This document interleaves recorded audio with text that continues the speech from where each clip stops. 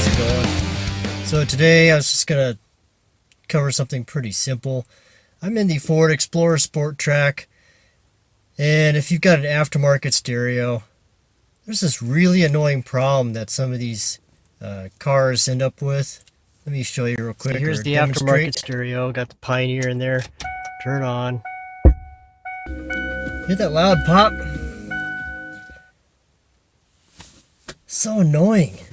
That's from the aftermarket stereo. So this has a Pioneer stereo in it.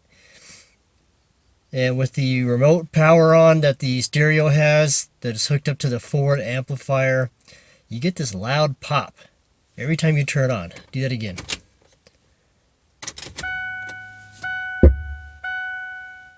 That's so annoying. So today we're going to look at fixing that. Show you where the subwoofer is located in case you're not familiar with that.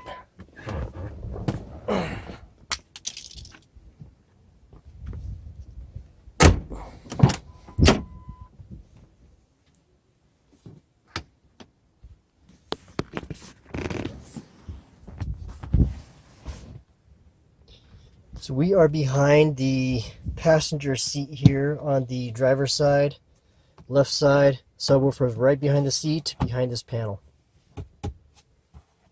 You don't need to do anything in here though. That's just so you know where it is. Be a pretty quick fix. Let's go ahead and turn this off.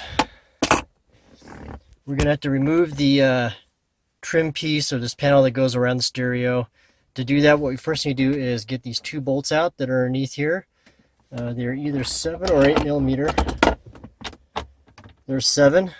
All right, so let's go ahead and get these off.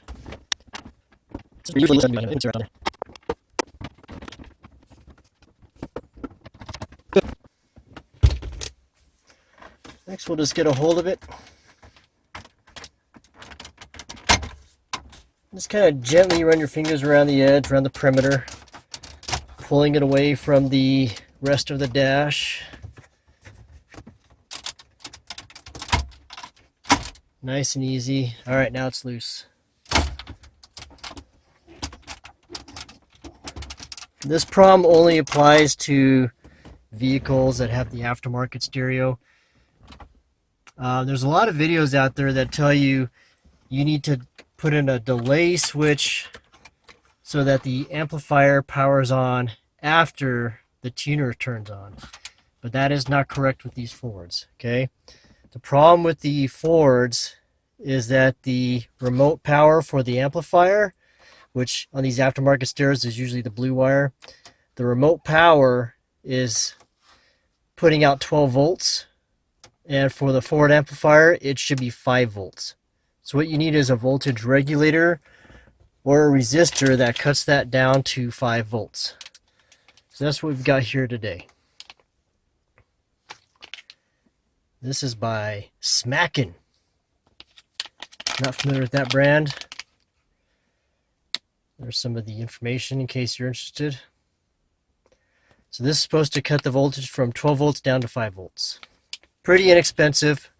I don't remember what I paid. It was somewhere in the $5 to $10 range. So we're going to just put that in line here with on the blue wire, and that should solve that problem. Let's go ahead and remove these two wiring harnesses here. You got to pull on a tab on the bottom, and or actually push on the tab on the bottom, then pull the harness out.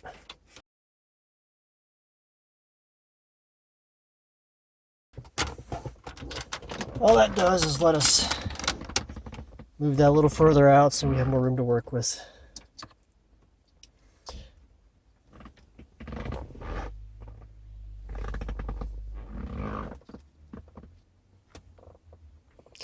Alright, so this is actually the stereo that came with the car. When I bought it, the owner said it just pops like that. I don't know if it's true, but they said they had it installed at a professional car store or whatever, and I don't know if I believe that necessarily, but at any rate, this should have been fixed if it were done by a professional. Alright, we're going to get the voltage regulator. Closely at this, you can see that one side is the input and the other side is the output. And it shows input voltage 12, output voltage 3.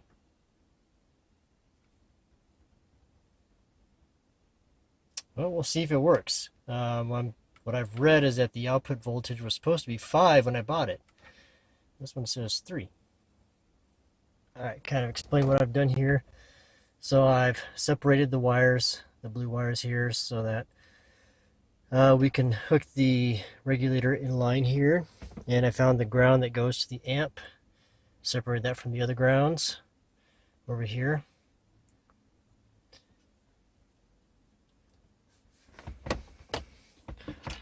So we're going to install this, making sure the input side comes from the stereo, because that's the remote line is basically power going out to the amplifier. And then the output side will go towards the amp. So these wires that go back in here, back into the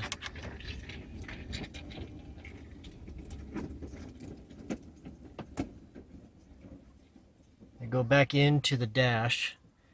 Those are the amplifier wires. And the wires coming off of the back of the stereo here, well, this one in particular, these will be our input side. Alright, so this is the input side. We'll hook up the blue wire to this red wire here, the blue wire from the back of the stereo, and the black will be our ground. And on the output,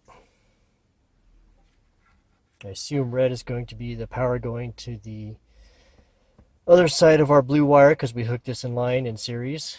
And then this should be another ground. It didn't take very long. It only takes like a minute or two, but basically got the voltage regulator hooked up here. So you can see this wire coming off the back of the stereo, this blue wire, is hooked up to my input side of the regulator onto the red wire.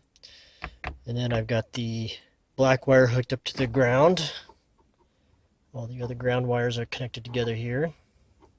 I'm just going to test this out first. And then the output side, that's the red and yellow wire here. Red's hooked up to the blue wire that goes out to the amplifier, and yellow's hooked up to the ground that goes out to the amplifier.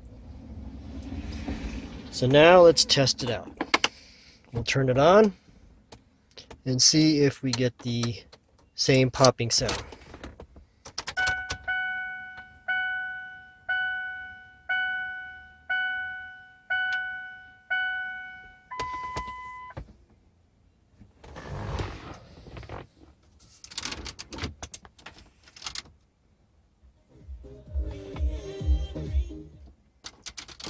Sounds like everything's working.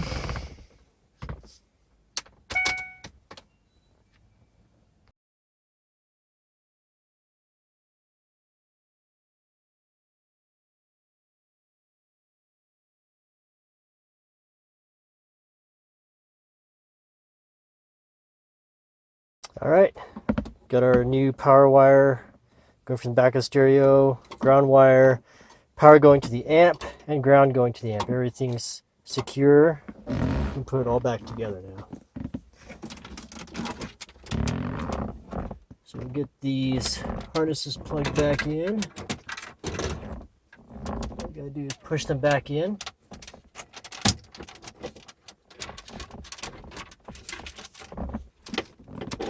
Get these wires down so they're not going into the vent.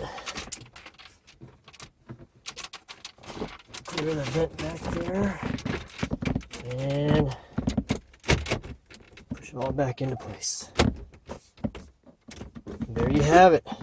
We'll put the bolts back in.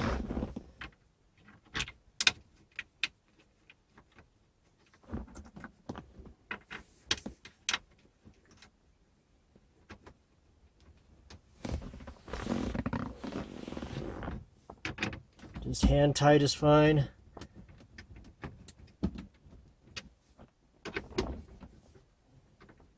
Especially with small bolts like this, they never need to be that tight.